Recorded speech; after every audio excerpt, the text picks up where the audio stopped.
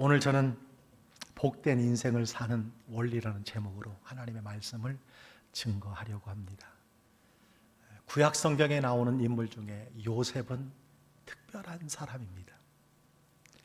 특별한 게 많지만 성경학자들이 공통적으로 인정하는 한마디는요, 요셉은 구약에 나오는 예수 그리스도의 유비다라는 것입니다.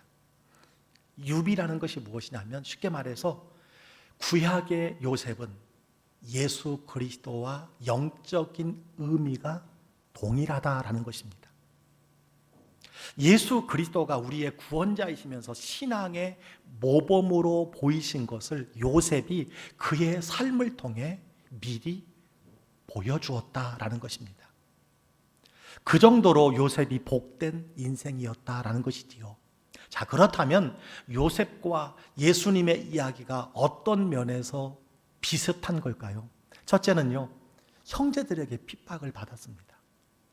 요셉이 다른 형제들에게 핍박을 받아서 구덩이에 던져지고 애굽으로 팔려간 것처럼 예수님도 형제 유대인들에게 핍박을 받아 십자가에 달려 죽으셨습니다. 두 번째는 구덩이 아래로 내려갔다는 겁니다. 요셉이 형들에게 잡혀서 구덩이로 내려간 것은 신학적인 의미로 예수님이 십자가에 죽으시고 무덤에 들어가신 것과 비슷한 맥락이라고 할 수 있습니다.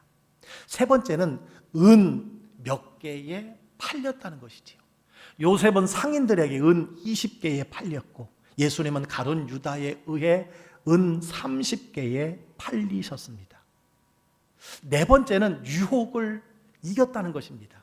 요셉은 고난보다 이기기 힘들다고 하는 보디발의 아내의 유혹을 이기고 예수님은 광야에서 시작해서 공생애와 심지어 마지막 십자가를 지기 전까지 많은 유혹을 이기셨던 것을 보게 됩니다.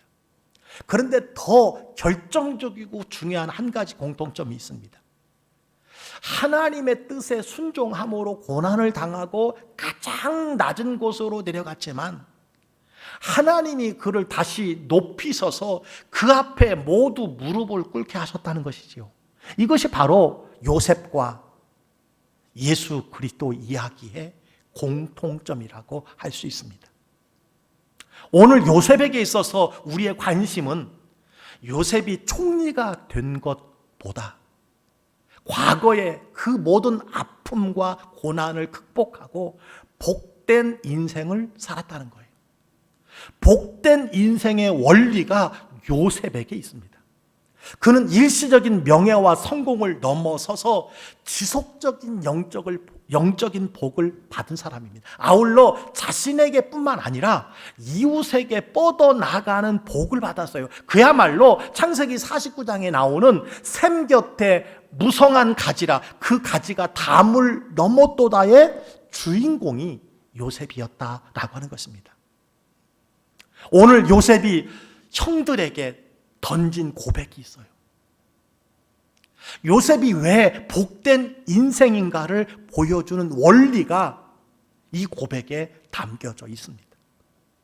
오늘 여러분에게도 네 가지 혹은 세 가지 혹은 두 가지 혹은 한 가지의 고백이 여러분에게 필요하다고 저는 생각을 합니다. 자, 그 첫 번째의 고백이 무엇이냐? 당신들이 아닙니다 라고 하는 고백입니다. 당신들이 아닙니다. 5절을 보시기 바랍니다. 당신들이 나를 이곳에 팔았다고 해서 근심하지 마소서, 한탄하지 마소서. 하나님이 생명을 구원하시려고 나를 당신들보다 먼저 보내셨나이다. 당신들이 나를 이곳에 팔았다고 근심하지 마소서. 여러분 8절을 또 보시기 바랍니다.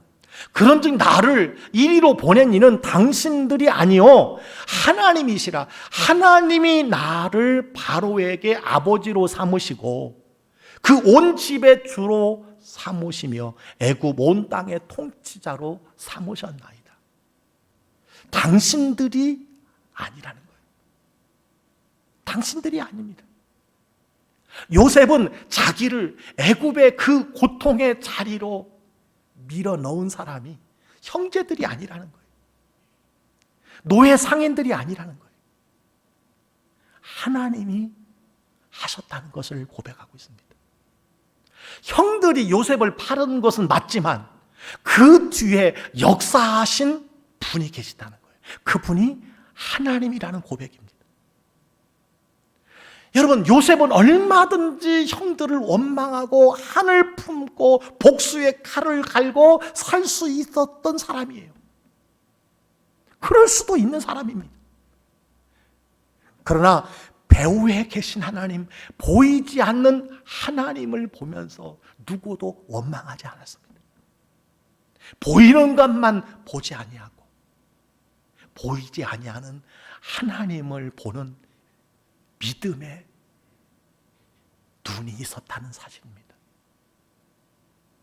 요셉은 자신의 인생을 하나님이 주관하신다는 사실을 철저히 깨달았습니다. 이것이야말로 믿음의 사람입니다. 자기에게 일어난 모든 일을 하나님을 통해서, 하나님에 의해서, 하나님을 위해서라고 해석을 했어요. 여러분, 신앙생활은 해석입니다.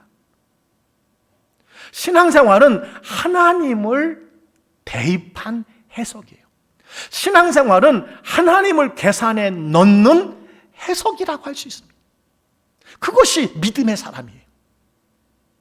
자신의 인생은 자기 생각이나 형들의 악한 계획이나 환경의 흐름대로 이루어진 것이 아니라 바로 하나님의 계획과 섭리 속에 이루어진 것을 믿었어요.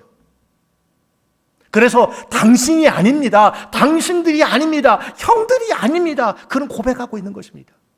그는 오직 하나님만 보았습니다. 하나님이 허락하지 않는 한 누구도 아무 일도 할 수 없다는 것을 그는 믿었습니다. 성경은 참새 2마리가 한 아사리온에 팔리는 것을 하나님이 아신다고 말씀해 주셨어요. 머리털까지 다 세시는 분이라고 성경은 말씀해 주셨습니다.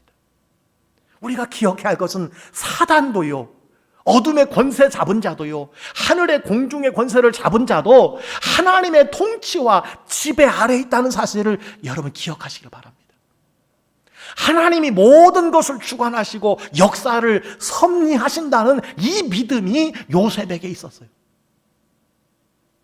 하나님께서 범사에 일하시며 간섭하신다는 말씀입니다.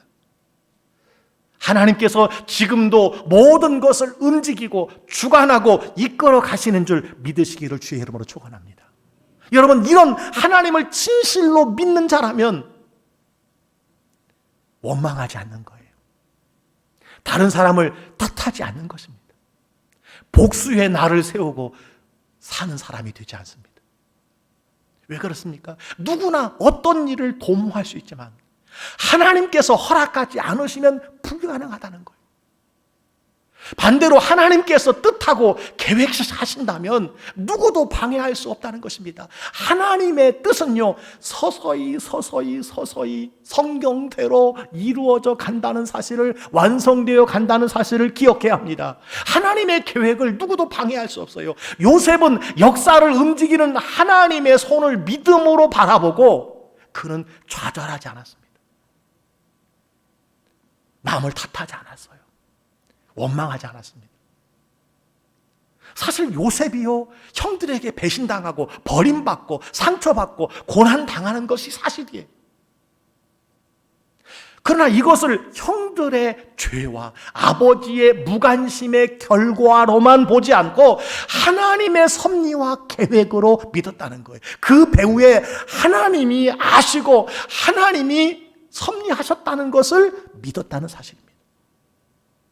그렇습니다. 요셉은 지난날의 모든 아픔과 고통과 상처와 기억하고 싶지 않은 그 어려움들을 하나님의 뜻과 섭리로 해석을 했다라고 하는 사실입니다. 사랑하는 성도 여러분, 우리는 죄가 우리의 삶을 주관치 못하게 해야 할 줄 믿습니다. 우리 삶의 우연이라는 것이 우리의 삶을 해석하도록 해서는 안 된다는 거예요. 우리의 삶을 점쟁이가 토정 비결이 우리의 삶을 해석하도록 해서는 안 된다는 겁니다. 우리 삶의 모든 이야기는 사람들과 환경이 아니라 하나님의 이야기로 여러분 여겨야 된다는 거예요. 그렇게 해석해야 되는 줄 믿습니다. 오늘 요셉의 고백을 보시기 바랍니다. 당신들이 아닙니다. 그는 하나님을 생각했습니다. 하나님을 바라보았습니다. 두 번째 그의 고백이 무엇입니까? 내가 아닙니다. 내가 아닙니다. 두 번째 고백이에요. 여러분 8절을 우리가 다 같이 한번 읽어보겠습니다. 8절 말씀입니다. 하나님이 나를 바로에게 아버지로 삼으시고 그 온 집의 주로 삼으시며 애굽 온 땅의 통치자로 삼으셨나이다. 당신들은 나를 팔았지만 나는 죽지 않고 내가 열심히 노력해서 내가 모든 유혹을 이겨내고 내가 부지런하고 성실해서 총리가 되었습니다 라고 말하지 않아요.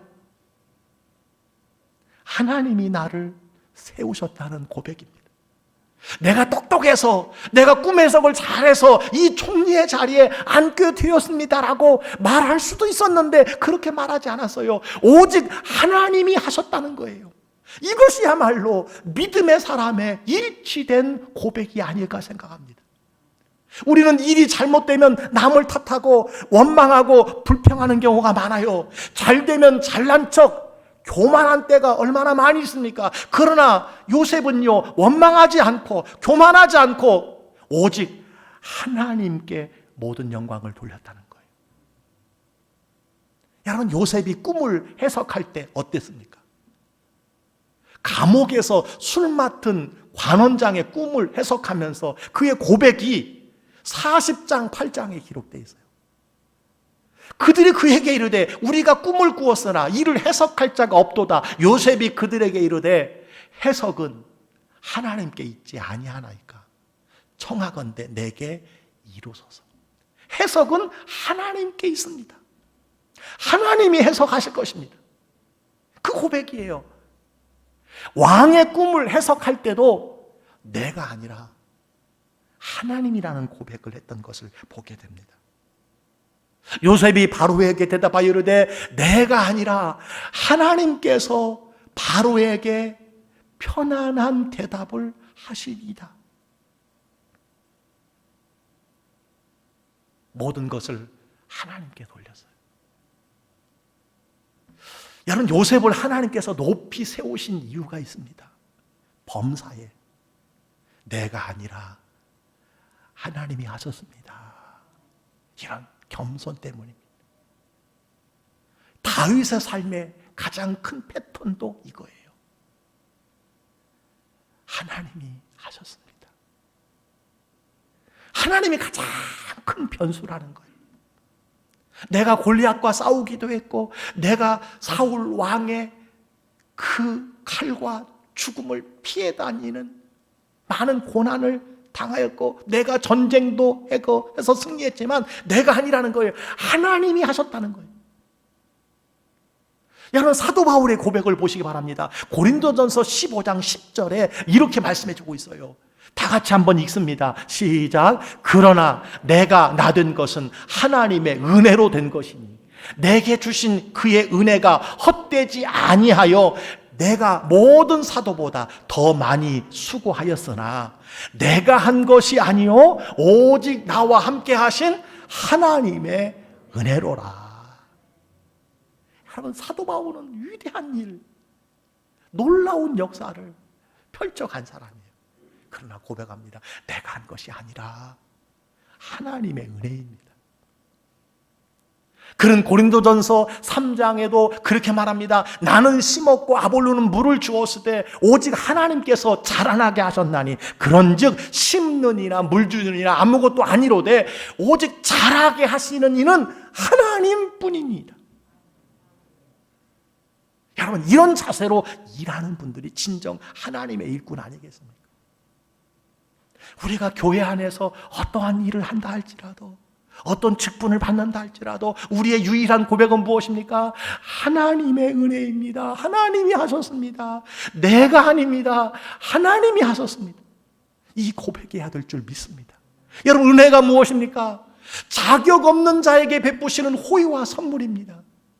우리의 온 삶이 여러분 은혜입니다. 은혜 아니고는 우리가 무엇으로 설명할 수 없어요. 요셉은 나를 보내신 이는 하나님이시고 나를 세우신 분도 하나님이십니다.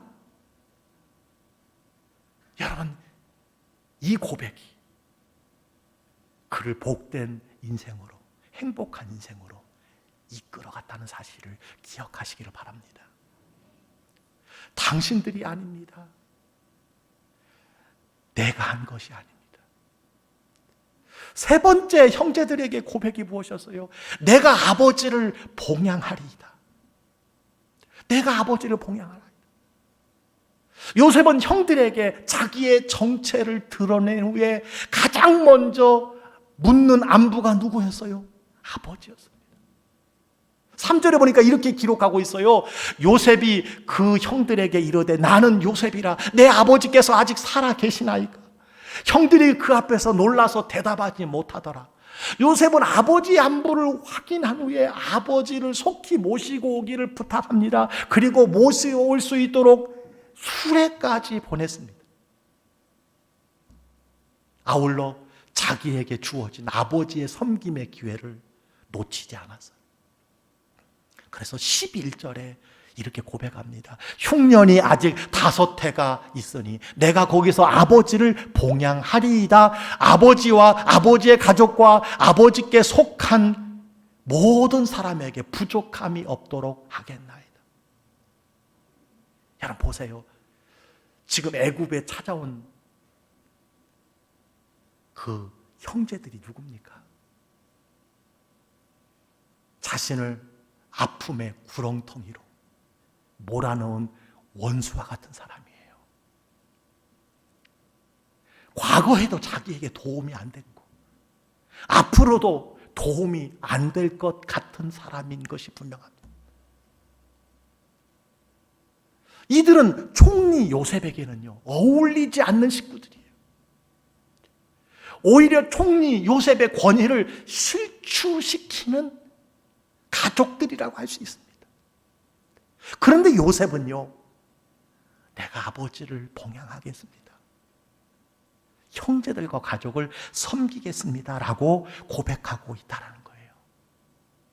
여러분, 이 말뿐만 아니라 아버지가 세상을 떠난 후에도 형들이 두려웠잖아요. 아버지가 있을 때는 그래도 동생이 우리를 돌봐줄지 모르겠지만 아버지가 돌아가신 이후에 우리에게 어떻게 해코지하고 우리에게 어떻게 복수할지 모른다는 두려움이 있었습니다. 그러나 그는요, 성경 창세기 50장 21절에 보니까 이렇게 말씀하고 있어요. 당신들은 두려워하지 마소서. 내가 당신들과 당신들의 자녀를 기르리이다 하고 그들을 간곡한 말로 위로하였다라고 했습니다. 가족과 부모만이 아니라 어른들을 잘 봉양하는 것이 여러분 믿음의 최고의 복인 줄 믿으시기를 주의 이름으로 축원합니다. 요셉은 자기 아버지와 형제들을 부끄러워하지 않았어요. 바로 왕에게도 당당하게 소개합니다. 귀중하게 여겼습니다. 그 결과가 무엇이었습니까? 창세기 48장에 보니까 야곱이 요셉의 두 아들 에브라임과 므낫세가 각각의 지파를 형성하게 되었다고 성경은 말씀해 주고 있습니다. 맏아들은 루벤이지만 요셉이 장자의 역할을 하고 아버지를 봉양하고 형제들을 책임지는 사람이 되도록 하나님께서 복을 주셨다는 거예요. 성경 창세기 49장에 요셉은 무성한 가지 곧 샘 곁에 무성한 가지가 되어 담을 넘는다는 말씀이 그대로 요셉에게 이루어진 거예요. 이런 복이 어디에서 나오신 겁니까? 내가 아버지를 봉양하리이다. 내가 형제들을 봉양하리이다 라고 하는 고백에서 나왔다는 사실을 여러분 기억해야 돼요. 예수 믿는 사람은요, 가족에 대한 의무를 잘 감당해야 합니다. 그래서 디모데전서 5장 8절에 보니까요, 누구든지 자기 친족, 특히 자기 가족을 돌보지 아니하면 믿음을 배반한 자요 불신자보다 더욱 악한 자니라, 이렇게 말씀해 주고 있습니다.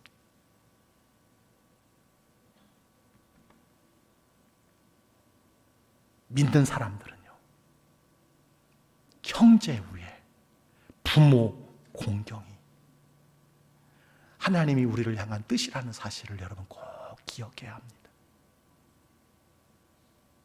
요셉이 이러한 삶을 여러분 살았다는 거예요. 네 번째에 요셉의 고백이 있습니다. 하나님께서 선으로 바꾸십니다 라는 고백이. 한번 따라해 보세요. 하나님께서 선으로 바꾸십니다. 창세기 50장에 요셉의 이 고백이 기록되어 있어요.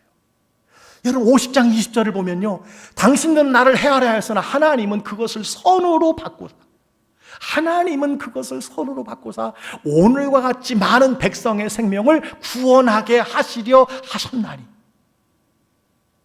하나님께서는 그 사랑하시는 자들을 위해 악을 선으로 바꾸시는 분이라는 사실을 고백하고 있습니다. 사랑하는 성도 여러분, 하나님은 바꾸시는 데에 명수라는 사실을 기억하시길 바랍니다. 인생을 바꾸십니다. 사람을 바꾸십니다. 남편과 아내도 자녀도 바꿔요. 그 누구도 하나님이 바꾸시지 못할 사람이 없다는 사실을 기억하시길 바랍니다. 하나님께서는요, 나를 해롭게 하는 자들이 있어도 결국 그들을 통해서 선을 이루게 하시는 분이라는 거예요. 나를 힘들게 하고 나를 어렵게 하고 나로 눈물 나게 하는 사람이 있었습니까? 하나님은 그것을 통해서 나를 바꾸셔요. 그 사람을 바꾸시는 것도 있지만 나를 바꾸십니다. 나로 선을 이루게 하십니다. 따라서 하나님만 바라보면 아무리 나를 아프게 하고 괴롭게 하는 사람이 있고 억울하게 하는 사람이 있어도, 낙심할 만한 일이 있어도 여러분 평안하시기를 주의 이름으로 축원합니다. 왜? 하나님이 선으로 바꾸어 주시기 때문이에요. 그래서 로마서 8장 28절에 우리가 잘 아는 말씀이 있습니다. 우리가 알거니와 하나님을 사랑하는 자 곧 그 뜻대로 부르심을 입은 자들에게는 모든 것이 합력하여 선을 이루느니라. 모든 것이 합력하여 선을 이루는 거예요. 선으로 바꾸어 주신다는 거예요. 그렇습니다. 지난날의 삶을 뒤돌아보니 정말 하나님께서 내 인생을 바꾸어 주셨어요. 바꾸어 주셨어요.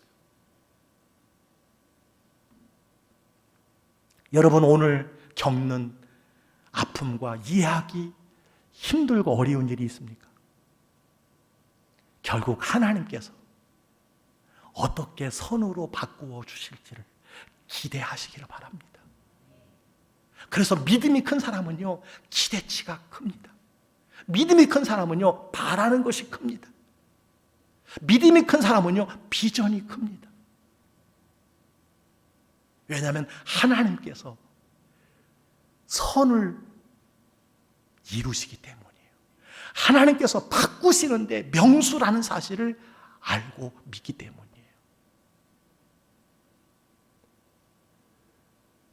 하나님은 역사를 주관하시는 분이라는 사실을 기억하시길 바랍니다. 그 누구라도 하나님의 계획을 방해하려고 해도 하나님의 일이 방해받지 않습니다. 그 누가 하나님을 거스리고 자기 고집대로 하려고 해도 결코 이룰 수가 없습니다. 하나님께는요, 어떤 방해가 있더라도 그분의 계획은 이루어 가시기 때문에 그래요.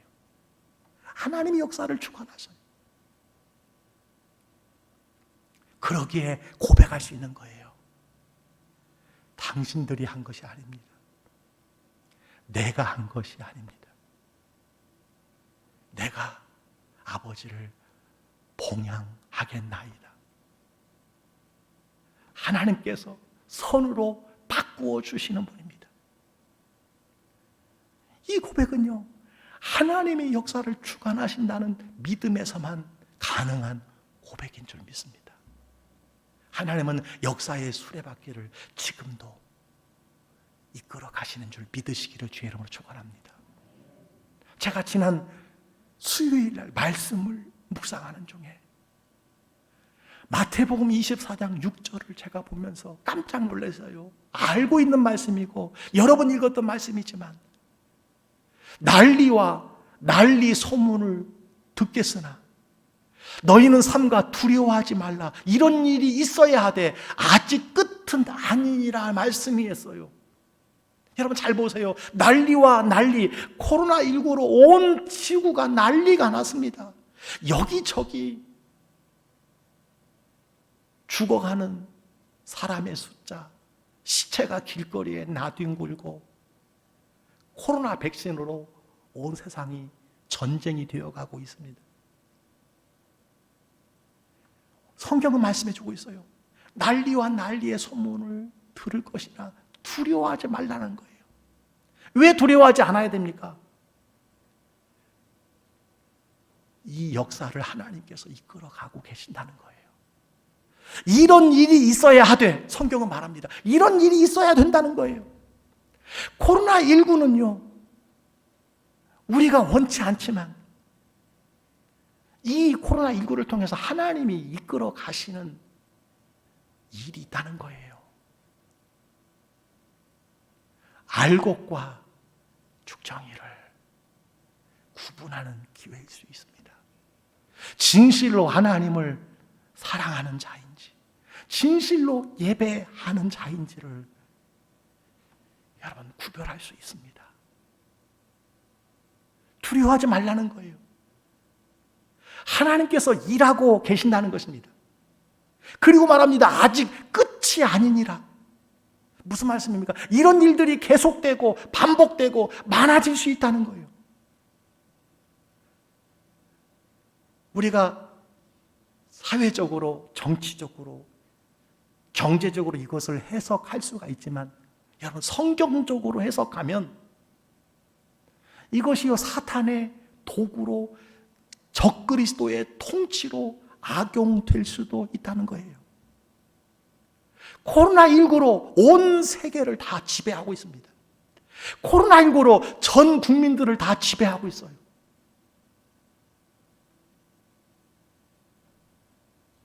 그런데 저는 말씀을 읽다가 2021년 세상에서 예수님을 가장 잘 믿는다는 한국 사회와 교회의 일면을 연상케 하는 말씀을 보고 깜짝 놀랐어요. 이어지는 말씀이에요. 24장 9절이에요. 이렇게 기록되어 있습니다. 다 같이 한번 읽겠습니다. 그때에 사람들이 너희를 환난에 넘겨주겠으며 너희를 죽이리니 너희가 내 이름 때문에 모든 민족에게 미움을 받으리라.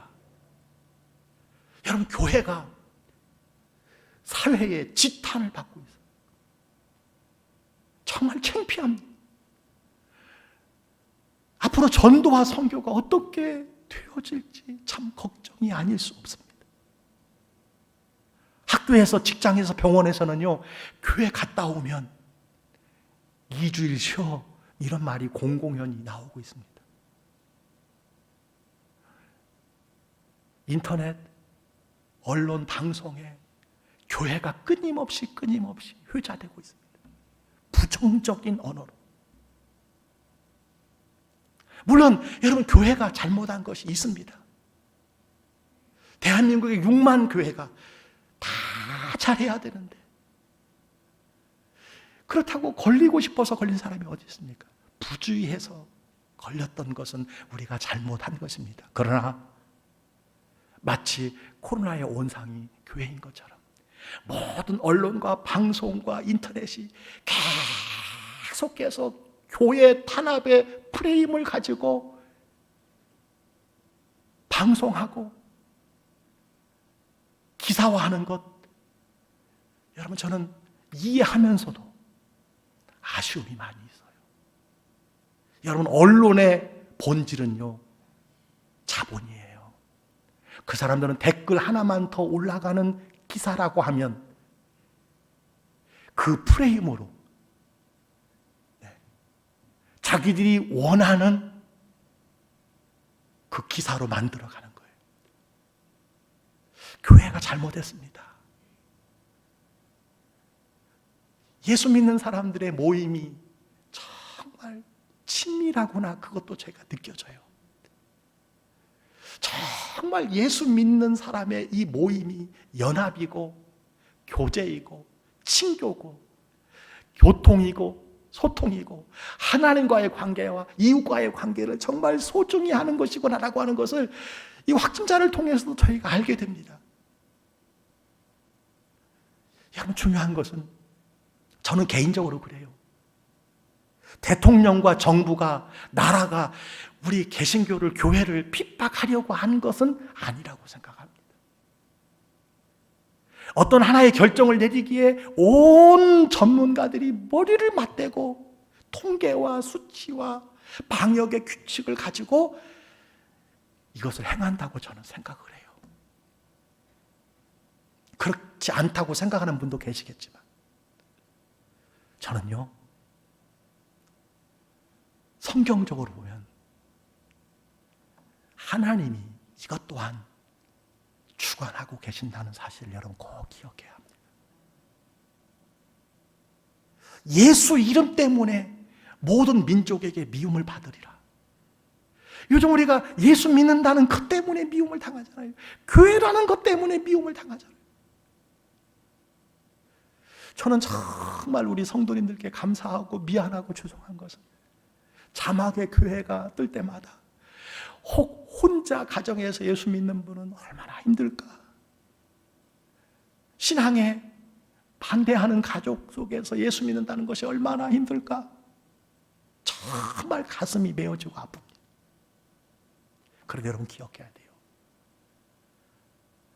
우리가 땅값이 오르고 아파트가 2배로 껑충 뛰고 여러 가지 정치, 경제, 사회, 문화에 다변화가 있지만 하나님께서 이 역사를 주관하고 이끌어 가신다는 사실을 기억하셔야 됩니다. 이걸 기억해야 돼요. 요셉을 형제들에게 경배받는 사람으로 세우려는 그분의 계획은 누구도 막을 수 없었습니다. 그가 형제들에게 버림을 받아 노예로 팔리고 억울하게 죄를 쓰고 감옥에 들어가도 하나님께서 하시고자 하는 일은 이루어 가셨습니다. 오늘날 성경으로 말하면 적그리스도가 이 코로나19를 어떻게 활용하고 통제하고 예배하지 못하게 하고 하나님을 경외하는 자들을 세상에서 지탄받게 하고 욕먹게 하고 미움을 받게 해서 우리로 하나님과 멀어지게 할지는 모른다 할지라도 주께서 모든 상황을 주관하시며 그 뜻이 이루어져 간다는 사실을 여러분 잊어서는 안 된다는 거예요. 그러므로 우리가 하나님의 손에 붙들려 산다면, 하나님께서 역사를 주관하고 계신다는 사실을 믿는다면 걱정할 것이 없는 줄 믿습니다. 우리의 믿음과 신앙을, 나의 경건 생활을 잘 점검만 할 수 있다면 모든 손해보는 심각한 어려움도, 저는 코로나19도요 교회를 향한 프레임으로 교회 탄압의 생각을 가지고 누가 이것을 계획한다 할지라도 그런 일이 없겠지만 하나님께서는 이것을 도리어 한국 교회로 유익되게 할 줄 믿어요. 하나님이 땅끝까지 복음을 전하게 하는데 마라나타라고 하는 말씀이 이루어지는 일에 하나님께서는 유익하게 하시리라고 분명히 믿습니다. 우리는 알게 될 거예요. 고백하게 될 거예요. 아, 하나님이 저 사람의 저 악한 행동을 통해서 이렇게 유익하게 하셨구나. 아, 하나님께서 저런 사건과 아픔과 문제를 통해서 이렇게 나를 유익하게 하셨구나. 그렇습니다. 하나님은 우리를 향한 놀라운 계획을 가지고 계신다는 사실을 기억하시기 바랍니다. 따라서 우리가 하나님의 말씀대로 살기만 하면 하나님께서 나를 인도하시고 바르게 세워주시는 줄 믿습니다. 따라서 야곱처럼 고집대로 살고 욕심대로 살면 꺾으시지만 믿음 안에서 바로 산다면 하나님께서 어떤 고난 가운데서도 그 고난이 유익되게 하여 주시고 복된 인생으로 살아가게 하신다는 거예요. 그렇습니다. 요셉을 애굽에 보낸 분도 하나님이에요. 요셉을 애굽의 총리로 세우신 분도 하나님이십니다. 우리도 그렇습니다. 내 삶의 열쇠가 다른 사람에게 있지 않아요. 나에게도 있지 않습니다. 우리의 고백은 하나예요. 오직 누구에게 있습니까? 하나님에게 있습니다. 하나님이 가장 큰 변수입니다. 하나님이 하시는 것입니다. 하나님을 보시기 바랍니다. 하나님께 집중하시길 바랍니다. 그렇다면 비굴하질 필요도 없습니다. 교만하지 않습니다. 여러분 당당하게 살아갈 수 있습니다. 언제나 어떤 곳에도 짓눌리지 않을 수 있습니다. 오직 하나님 앞에 겸손히 무릎 꿇고 신뢰하며 살아갈 수 있기 때문인 줄 믿습니다. 좋은 일이 있으면 하나님의 은혜로, 잘 되면 하나님께서 인도하셨음을 고백하며 살아가는 것, 이것이 복이라는 거예요. 오늘 우리는 요셉의 4가지 고백을 통해서 복된 신앙의 원리 4가지를 보았어요. 아무리 지금 감당하기 어려운 문제가 여러분 앞에 있을지라도 좌절하지 마시기 바랍니다. 누군가로 말미암아 어려움을 당하고 그 아픔과 상처가 끊임없이 여러분을 힘들게 한다면 고백하세요. 뭐라고 고백해야 합니까? 당신들이 아닙니다. 한번 따라해 보세요. 당신들이 아닙니다. 당신들이 아닙니다. 아울러 여러분이 그 어려움을 극복하고 지금 성공적인 삶의 자리에 계십니까? 그때 어떻게 고백해야 합니까? 어떻게 고백해야 돼요? 내가 아닙니다. 한번 따라해 보세요. 내가 아닙니다. 하나님의 은혜로 하나님이 하셨습니다. 고백하는 것이 필요합니다. 과거 어떤 사건으로 부모와 혹은 형제들 간에 단절된 삶을 여러분 살고 계시지 않습니까?